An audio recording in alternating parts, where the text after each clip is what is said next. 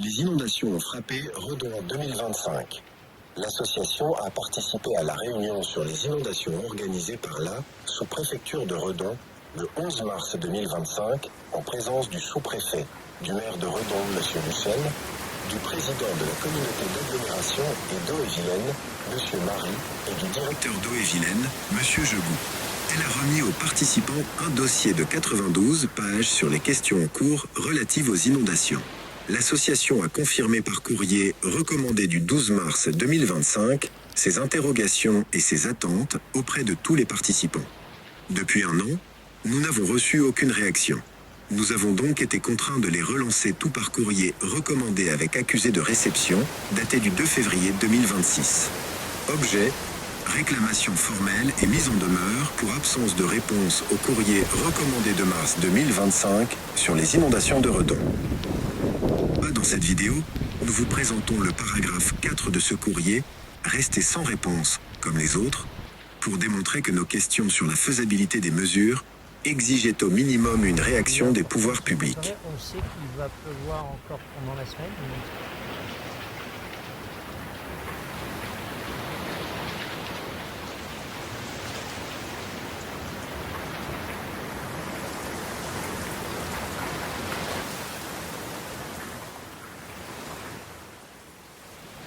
À partir des vidéos de 2025, nous allons vous présenter les différents endroits du projet, soumis au pouvoir public et restés sans réponse.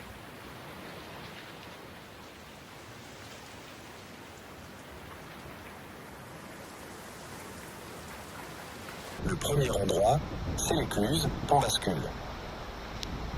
Comme vous pouvez le constater, le canal de Nantes à Brest franchit l'écluse et se déverse dans le bassin à flot. La différence de hauteur d'eau moyenne entre le canal et le bassin est de 50 cm.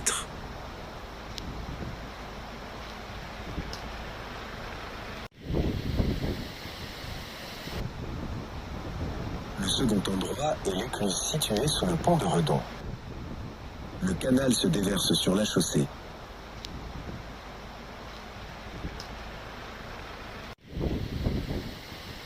Et se déverse dans la Vilaine.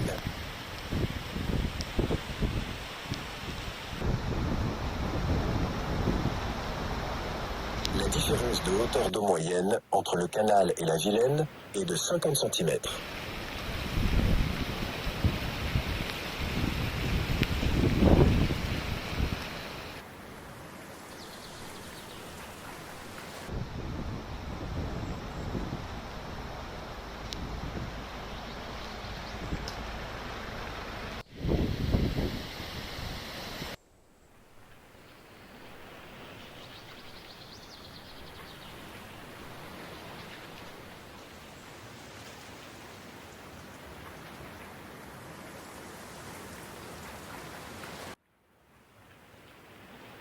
Des travaux sont à réaliser sur la portion de canal, compris entre Cargille et le pont des Douves.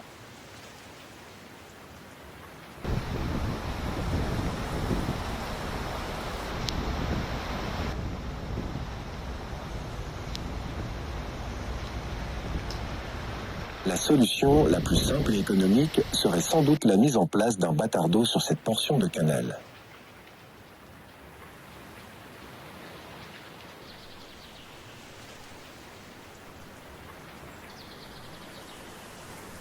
Notre présentation a été faite avec une écluse, nous la corrigerons, mais le résultat est le même, la crue du canal est bloquée et ne peut se répandre dans la ville de Redon.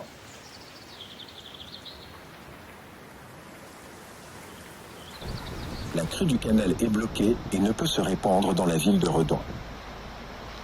Les pouvoirs publics en 25 ans ne réalisent qu'une seule protection ponctuelle, inadaptée, coûteuse et qui ne protège qu'un seul emplacement, le quai Jean-Bart, pour 3 millions d'euros.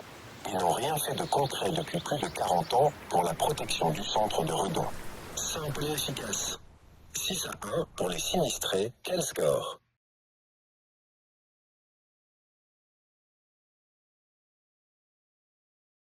Des travaux sont à prévoir sur l'écluse marine.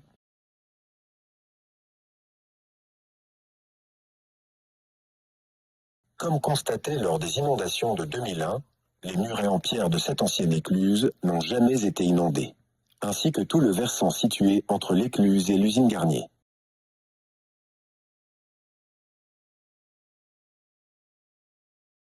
Il suffirait de poser un bâtard d'eau conséquent, nécessaire et suffisant à ce niveau pour être protégé des eaux de la Vilaine. Des pompes seront installées à cet endroit ainsi qu'au niveau de l'écluse située sous le pont de la Grande Rue pour refluer les eaux du ruisseau, dénommé le Tuet. Le sujet de la protection des rives de la Vilaine, longeant la cité redonnaise par des systèmes de protection assortis de nombreux bâtards d'eau, est en cours. Oui, écoutez, les phénomènes sont là, ils sont connus des Redonnais. Oui, écoutez, les phénomènes sont là, ils sont connus des Redonnais. Oui, écoutez, les phénomènes sont là, ils sont connus des Redonnais.